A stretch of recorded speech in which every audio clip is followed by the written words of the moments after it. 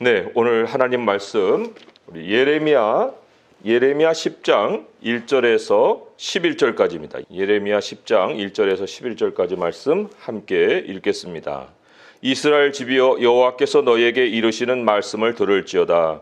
여호와께서 이와 같이 말씀하시되 여러 나라의 길을 배우지 말라. 이방 사람들은 하늘의 징조를 두려워하거니와 너희는 그것을 두려워하지 말라.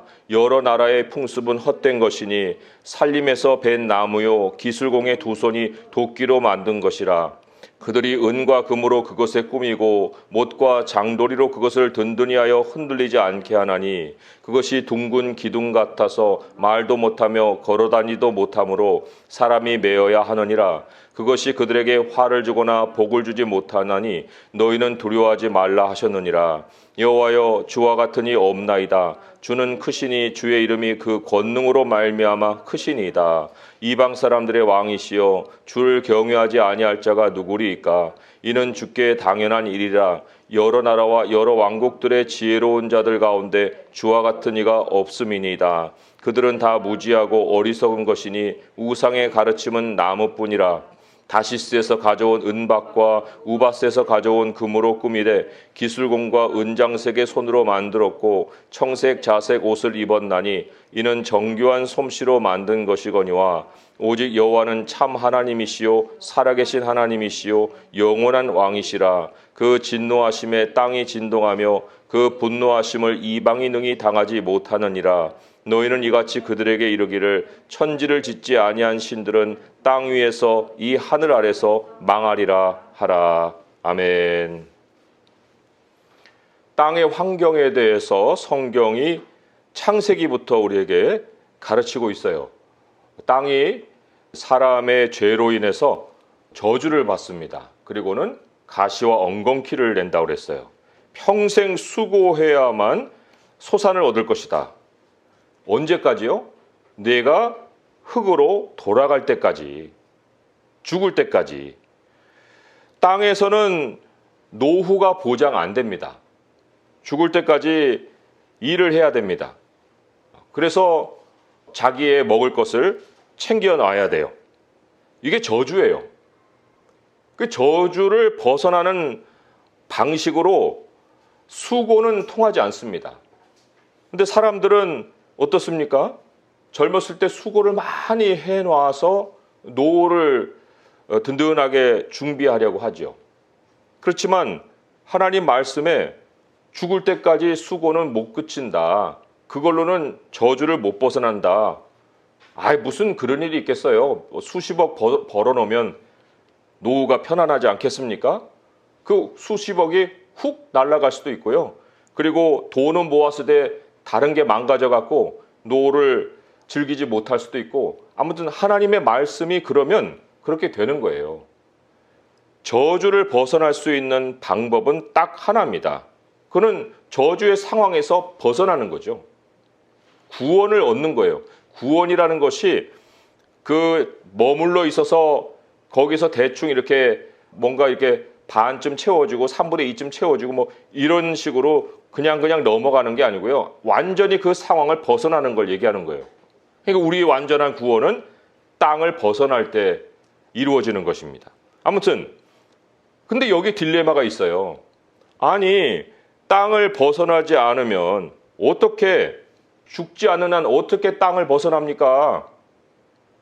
죽어야 땅을 벗어난다는데, 그렇잖아요. 내가 흙으로 돌아갈 때까지는 얼굴에 수고에 땀을 흘려야 된다고 하는데, 그러면 죽지 않는 한 어떻게 내가 이 저주의 상황을 완전히 벗어날 수 있겠습니까? 라는 딜레마가 생기는 거예요. 땅에 구원이 없는 상황에서. 그래서 사람들이 고안해낸 방법이 있어요. 자기들도 땅이 그 지경인 걸 압니다. 그렇다고 하나님을 아는 건 아니죠. 그래서 고안해낸 방법이 하늘을 바라보는 거예요. 하늘에다가 이제 기대는 겁니다. 그게 저주받은 땅에서 생겨난 종교라는 거예요. 종교의 풍습이라고도 할 수가 있습니다. 오늘 말씀에 2절에도 길이라는 말이 나오죠. 여러 나라의 길. 이 길이 계속 반복된 행동으로 인해서 생겨나는 풍습을 얘기하는 거예요. 여기 이제 풍습이란 말 자체가 나오죠. 3절에 여러 나라의 풍습은 헛된 것이니 하늘을 바란다. 위를 바란다. 땅에는 아무런 구원이 없으니까. 그리고 그 하늘을 바랄 때 그 하늘이라는 대상을 이제 형상으로 만들어 놓은 것이 우상이에요. 뭐든지 봐야 돼요. 그래서 하늘을 바라볼 때 그 하늘을 여러 가지 모양으로 만들어 놓은 것이죠. 그 여러 나라의 길, 여러 나라의 풍습이라고 얘기하지만 그게 그냥 길과 풍습으로만 있습니까? 오늘 읽었을 때 그 풍습이 3절에 보면은 살림에서 벤 나무라고 그랬잖아요. 기술공의 두 손이 도끼로 만든 것이라고 그랬잖아요. 그러니까 그런 걸 다 우상으로 만들어 놓은 거예요. 근데 여기에 이상한 것이 하나 있습니다. 하늘을 왜 올려다 봤겠어요? 구원을 바랬기 때문에, 땅에 해결책이 없기 때문에 올려다 봤을 텐데, 그런데 2절에 보면은 하나님께서 물론 반대로 얘기하셨지만 두려워하거니와 하늘의 징조를 두려워하거니와 너희는 그거를 두려워하지 말라라는 말을 하시죠. 여기에 두려워하거니와 그 여러 이방의 사람들은 하늘의 징조, 우상을 대변한다 할 수 있는데 두려워합니다. 아니, 구원을 찾아 나갔는데 정작 사람들의 마음이 왜 두려움에 사로잡혀 있습니까? 막 소망이 넘쳐야 되잖아요. 아, 이제 살았다. 안도의 한숨을 쉬어야 되잖아요. 그런데 왜 구원을 바라해서 하늘을 봤는데 결과적으로는 두려움이 그 마음을 사로잡았을까? 사람들은 이제 이런 식으로 설명을 합니다. 아, 그거 하늘이 노해서 그런 거예요. 그죠? 하늘을 무슨 진노하는 존재로 이제 생각을 하는 겁니다. 그래서 하늘을 달래려고 얼마나 노력을 많이 하는 줄 몰라요. 하늘의 노여움을 가라앉히려고.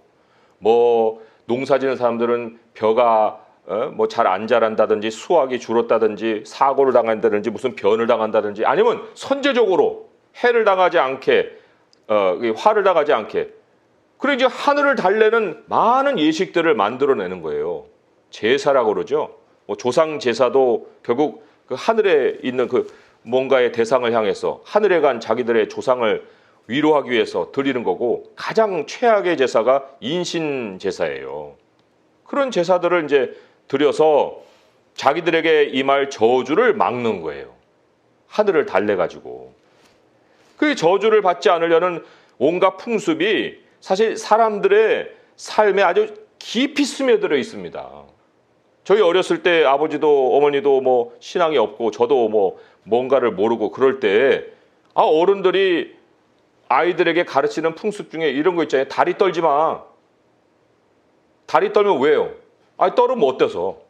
근데 복 날아간다는 거예요. 복이 다리에 있어요? 근데 그런 얘기를 얼마나 많이 듣고 살았습니까? 문지방 밟지 마라. 문지방을 왜 밟으면 뭐가 있고 안 밟으면 뭐가 있어요? 그 문지방이 뭔데 그거를 밟지 말라고 자꾸 얘기하는 거예요. 오른손으로 글을 써. 왼손으로 쓰면 안 되는 거야. 그 왜 안 되는 거예요? 그 안 되는 이유도 모르고 온갖 풍습이 사람들의 그 가치관에 아주 쪄들어 있습니다. 장아찌에 그 양파 담거나 마늘을 담으면 그의 간장이 배어 있잖아요. 그런 것처럼 그런 사고가 사람들의 삶에 아예 박여 있는 거예요. 사람들이 이 미신에 아예 매여 있습니다. 매여 사는 거죠. 그러니까 구원을 바라서 하늘을 바라봤는데 하늘을 보니까 자기들이 진노를 받을 것 같고 그러니까 그걸 달래다 보니까 이런 미신에 쩔어 있는 이런 결과를 맞았어요. 그러면 그 미신의 효력이 있나요? 성경이 뭐라고 얘기합니까? 그 효력 아무것도 없는데 그런데 사도 바울이 로마서에 이런 말씀을 하나 남겼어요. 로마서 14장 14절에 보게 되면 내가 주 예수 안에서 알고 확신하노니 이거 확신한다고 그랬어요. 무엇이든지 스스로 속된 것이 없으되 스스로 잘못된 거 없어요. 그런데 속되게 여기는 그 사람에게는 속되다. 그 다리 떨어갖고 복 떨어진다라고 믿는 사람은 그 복 떨어진다. 자기의 신념에 자기가 매여버리고 그 결과를 자기가 당하는 거예요. 아무것도 아닌 건데. 이게 엄청난 거죠. 그 모든 동기에 뭐가 있어요? 두려움이 있습니다. 이 사탄이 얼마나 사람의 심리를 잘 파악을 하는지 그 두려움을 심어서 자기를 의지하게, 자기를 섬기게 이렇게 만드는 거죠. 하늘을 바라봤는데 얻은 거는 두려움밖에 없다. 아니, 땅의 저주가 애당초 누구 때문에 생긴 거예요? 하나님의 진노 때문에 생겼어요? 그들은 뭐 하나님이라고 얘기하는 거 하늘의 진노라고 얘기하지만 땅의 환경이 애당초 이 지경으로 된 거는 사람 때문에 그런 거예요. 너로 인하여서 땅은 너로 말미암아 저주를 받고 이랬죠. 그러면 지금 모든 형편이 잘못돼 가고 있다고 할 때 그 중심에 무엇이 원인이에요? 나로 말미암아라는 거예요. 나로 말미암아. 다른 어떤 것이 아니라 바로 내가 그 모든 잘못된 일들의 원인이다. 우리가 그렇게 결론을 맺을 수밖에 없습니다. 하나님의 진노 때문이라고 하는 것은 그냥 변명이에요. 하나님이 나를 이렇게 만들어놨어. 그런 건 내가 지은 죄를 합리화하는 거예요. 또 하늘의 진노를 달랜다고 하는 거, 그건 자기를 속이는 거예요. 아니, 자기가 죄를 가지고 있는데 뭐를 달래요? 다른 대상을 향해서 뭔가를 노력을 기울여서 상황을 바꿔보려고 하는 그것이 스스로 거짓이고 자기를 속이는 것입니다. 그러니까 저주라는 걸 해결하는 건 스스로 못해요. 하늘도 뭐 하늘을 끌어온다고 되는 일도 아니에요. 구슬하고 사람들 그렇잖아요. 부적 붙이고 조상 섬기고 뭐 우상을 10개를 갖다 놓고 섬겨봐요. 그게 해결이 되는가? 안 됩니다. 만약에 죄도 인간이 지고 또 구원도 인간이 뭐 해결하고, 그러니까 뭐 자가 진단도 자기 하고 자가 치료도 자기가 하고, 그러면 두려움이 왜 생겨요? 그 두려움이 생길 이유가 없잖아요. 그런데 두려움이 생긴다는 것은 죄는 인간이 짓고 구원은 자기에게 해결 방법이 없다는 결과입니다. 구원은 전적으로 하나님의 손에 있는 거예요. 이런 표현을 쓸 수 있는지 모르겠는데 테니스를 이렇게 쳐요. 왔다 갔다 합니다. 하나님과 사람이 서로 교통을 하는 거죠. 에덴 동산과 같이. 그런데 사람이 공을 뻥 쳐갖고 테니스장 밖으로 공을 넘겨버렸어요. 그러면 그 공 넘긴 거 누구 책임이에요? 그 인간이 책임이죠. 그렇다고 해서 테니스 그 게임이 망가진 걸 하나님께 뭐라고 하겠어요? 그럴 수가 없는 거예요. 이제부터는 자기가 공을 찾아와야 되는데 공을 찾아올 수 있는 방법이 없는 거예요. 하나님이 공을 찾아올 수밖에 없죠. 공은 하나님께 넘어간 거예요. 구원이라는 거는 하나님께 넘어간 거예요. 사람에게는 해결책이 없습니다. 사람이 주도해서 구원이 찾아오는 경우는 절대로 없는 거예요. 남들보다 뭐 더 열심히, 남들보다 뭐 더 하늘을 바라본다고 해서 구원이 있어요? 그런 경우는 없습니다. 구원은 절대적으로 이제 하나님이 결정하는 문제가 되는 거예요. 더 신학적으로 설명을 할 수 있지만 우리가 로마서 9장에 보게 되면 하나님께 구원의 절대 주권이 있다는 걸 이렇게 말씀을 하고 있습니다. 로마서 9장 15절 16절에 모세에게 이르되 내가 긍휼히 여길 자를 긍휼히 여기고 불쌍히 여길 자를 불쌍히 여기리라 하셨으니 그런즉 원하는 자로 말미암음도 아니요 다른 박질하는 자도 말미암음도 아니요 오직 긍휼히 여기시는 하나님으로 말미암음이니라. 구원을 바란다고 되는 것도 아니고 구원을 막 이루려고 다름질한다고 되는 것도 아니고 이제 하나님이 모든 거를 갖고 계신다는 거예요. 열쇠는 하나님께 있습니다. 그 18절 이어서 뭐라고 해요? 그런즉 하나님께서 하고자 하시는 자를 긍휼히 여기시고 하고자 하시는 자를 완악하게 하시느니라. 그럼 하나님이 뭐 하고 싶으신 대로 하신다는데, 그런데 하나님이 그렇게 긍휼을 베풀고 하자 하는 사람에게 어떻게 구원을 제시하실까요? 우리가 하나님이 다가오시는 방식을 알아야 될 거 아니에요.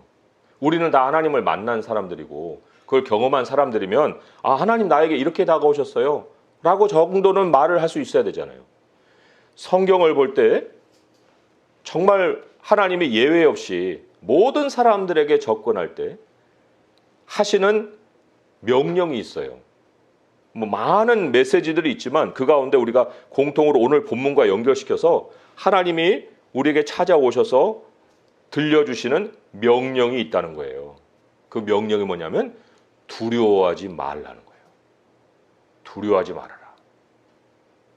하나님이 얼마나 우리가 저주에 쪄들어 있는지를 압니다. 우리 마음 심령을 아는 거예요. 간장에 담긴 양파덩어리라는 걸 아는 거예요. 죄 가운데 쩔어 있는 사람들이라는 걸 아는 거예요.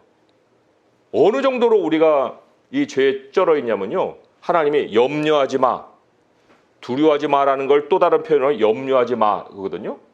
염려를 안 하고 한동안 있다가 염려를 안 하면 안 될 것 같아서 또 염려를 하는 그런 경우도 있어요. 이상하게 되는, 내가 지금 이렇게 살아도 되는 거야? 그래서 또 염려를 주워 담아요. 이럴 만큼 우리가 저주에 쪄들려 있는 삶을 살아온 겁니다. 부자 되기 애쓰지 마라. 사사로운 지혜를 버려라. 라고 하나님이 단호하게 명령하시는데 하는 일마다 돈하고 결부를 시키는 거예요. 생각이 돈에서 못 벗어나는 거예요. 그게 얼마나 여러 나라들의 길이고 이방 사람들의 풍습인지, 그게 하늘의 징조만 봐도 오늘 뭐 태양이 어떻게 뭐 이렇게 이상하게 뭐 달에 가렸네? 이거 무슨 재앙이 임하는 거야?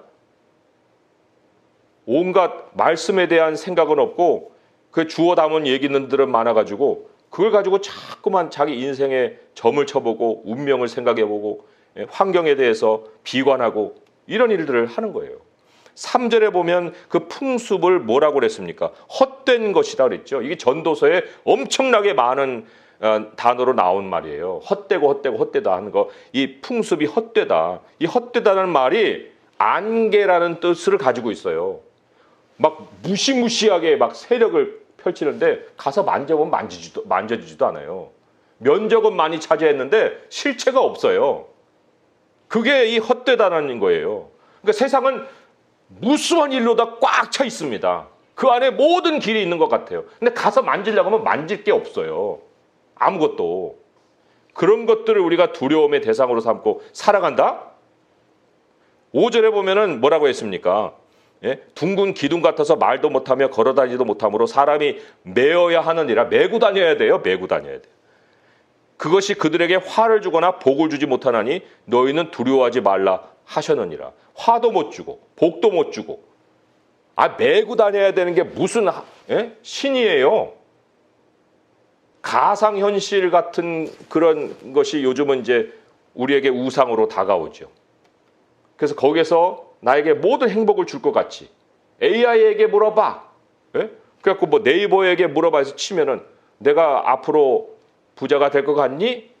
따다다다 이제 뭐 답이 나올 것처럼 거기다 뭐 때문에 물어봐요. 근데 요즘은 인간이 AI를 만들어 놓고 거기다가 답을 구한다니까요. 다 데이터를 모아가지고. 그게 현대판 우상이죠. 하나님은 두려워하지 말라고 그때도 말씀하셨고 오늘도 말씀하십니다. 야, 너 두려워하지 마. 두려워하지 마. 그러면 근거가 있어야 될 거 아니에요. 하나님 두려워하지 말라고 할 때 왜 어떻게 두려워하지 않아야 됩니까? 어떻게 두려워하지 않을 수 있어요? 하나님 근거가 뭐예요? 하나님이 제시하시는 근거는 너무나도 확실합니다. 7절의 말씀에 보면 이방 사람들의 왕이시여 이런 말이 나와요. 이방 사람들의 왕이시여. 믿는 사람들의 왕, 뭐 이런 건 익숙하죠? 믿는 사람들의 하나님, 뭐 이런 건 너무나도 잘 많이 들은 얘기예요. 그런데 이방 사람들의 왕이시여. 무슨 얘기예요? 세상 모든 환경을 주관하시는 분이라는 거예요. 한국만 아니고 미국에도 왕이고 또 아프리카에도 왕이고 중국의 왕이 누구시냐? 하나님이시라는 거예요. 천지를 지으신 분이에요. 그분이 우리 오장육부도 지으셨고요. 우리의 영혼도 지었고요. 우리가 살고 있는 땅덩어리도 지으셨고 이 태양계도 지으시고 은하계도 지으시고 우주 만물을 다 지으신 분이에요. 아주 섬세하게. 그거 뭐 물질만 지었어요? 현재, 과거, 미래가 하나님 안에 있습니다. 그 하나님이세요. 그 하나님이 우리에게 오셔서 두려워하지 말라고 얘기하시잖아요. 내가 세상 지었어. 내가 다 안다니까? 내가 다 아니까 넌 몰라도 돼. 그러니까 두려워하지 말어. 이런 거죠. 근데 우리는 얼마나 생각이 쩌들려 있으면은 자꾸 가변성을 생각을 하는 거예요. 우연성을 생각. 이거 안 되면 어떡하지? 이거 돼야 되는데 왜 이게 안 되지? 하나님께 우연이 있습니까? 하나님께는 타이밍만 있어요. 우연이 있는 게 아니고. 그러니까 이거를 못하면 어떡하지라는 질문 자체가 성립이 안 되는 거예요. 그게 그래도 모든 것이 합력의 선을 이룬다니까요. 하나님의 방식이에요. 그래서 하나님이 두려워하지 말라고 하시는 겁니다. 10절의 말씀을 또 보면은 오직 여호와는 참 하나님이시요 살아계신 하나님이시요 영원한 왕이시라. 그 진노하심에 땅이 진동하며 그 분노하심을 이방이 능히 당하지 못하느니라. 이게 진짜 구원이죠. 이방이 능히 당하지 못한다 하는 게 구원 아닙니까? 우리가 땅을 살면서 죽을 때까지 저주를 못 벗어나는 그런 현실임에도 불구하고 우리가 저주를 벗어날 수 있는 것은 하나님 아는 땅에서 예외 영역이에요. 땅이 하나님의 통치 아래 있기 때문에 우리를 땅에 못 가둡니다. 땅이 우리를 못 가두어요. 하나님 아는 땅이 접근할 수 없는 곳입니다. 그래서 우리가 하나님을 온전히 섬길 때에 하나님 안에 머물 때에 우리 삶의 모든 문제들이 다 하나님 손안에서 복으로 바뀌는 겁니다. 하나님이 우리의 환경이 된 것이 두려워하지 말라는 말씀의 근거예요. 뭐를 더 내가 너에게 보여주겠냐? 너 내 안에 있잖아. 사람이 자기 삶을 우상하고 결부시키면 어떤 결과를 맞을까요? 오늘 이제 말씀을 맺으면서 11절의 말씀을 우리 함께 보겠습니다. 함께 읽어볼까요? 시작. 너희는 이같이 그들에게 이르기를 천지를 짓지 아니한 신들은 땅 위에서 이 하늘 아래서 망하리라 하라. 망합니다. 망해요. 성경 전체에서 특별히 이 구약은 신약을 준비하는 말씀이잖아요. 하나님이 여기에서 한 가지 핵심을 계속해서 반복하시는 말씀이 뭔지 아십니까? 나 외에 다른 신을 네 앞에 두지 말아라. 그거예요. 그게 사람의 행과 불행을 가릅니다. 작은 것 하나라도 하나님이 아닌 것에 내 마음을 둘 때 그만큼 이상이 나에게 불행으로 찾아오는 거예요. 그러나 내가 그 작은 것 하나에도 하나님께 의지하게 되면 그 작은 것이 아니라 그 나머지 모든 것이 다 하나님이 나에게 복으로 더해주시는 그 원인이 되는 것입니다. 하나님이 그토록 민감하게 다루시고 그토록 중요하게 생각하시는 것을 나는 아무렇지도 않게 생각한다는 거, 이거는 하나님 안에 있는 자세가 아니지요. 하나님 안에는 저주가 없습니다. 우리 주님이 자신을 드러내신 그 모습이 예수 그리스도시잖아요. 예수 그리스도를 바라보세요. 예수님이 땅에 오셔서 어떻게 우리에게 무언가를 가르치셨고 어떠한 생애를 우리 앞에 보이셨는지 우리가 늘 묵상을 해야 됩니다. 엉뚱한 곳에 길이 있는 게 아니에요. 예수 그리스도가 남긴 그 모든 자취에 우리들의 생명이 있습니다. 그 예수 그리스도를 믿고 그분의 이름을 의지하고, 그는 예수님이 보이신 모든 속성을 의지하고 가르치신 바를 마음에 우리의 중심에 놓고 하나님의 이름을 부르면 하나님이 우리의 모든 땅의 환경에도 불구하고 구원의 문을 열어주시는 거예요. 오늘의 상황을 누가 멀쩡하다 하겠습니까? 우리 지금 예배드리는 이 환경만 해도 이게 멀쩡합니까? 그렇지만 하나님은 이 가운데서도 우리에게 구원을 베풀어 주시는 분이십니다. 참 하나님, 살아계신 하나님, 그리고 모든 만물의 왕이신 하나님. 그 하나님을 오늘 우리가 기억하면서 하나님, 모든 환경이 나를 괴롭힐지라도 내가 하나님 안에 머무는 이 일을 내가 매일같이 즐거워하고 또 하나님을 찾아 나가는 일을 내 삶의 중심에 놓고 살겠사오니 아버지, 나의 마음속에 두려움을 없애주시옵고 이 모든 저주가 변하여 하나님이 주시는 복으로 누리게 하여 주옵소서. 이러한 기도로 주님을 찾을 수 있기를 주님의 이름으로 축원드립니다. 기도하겠습니다. 하나님 아버지, 우리가 하나님의 이름을 부를 수 있는 이 큰 행복을 주셔서 감사합니다.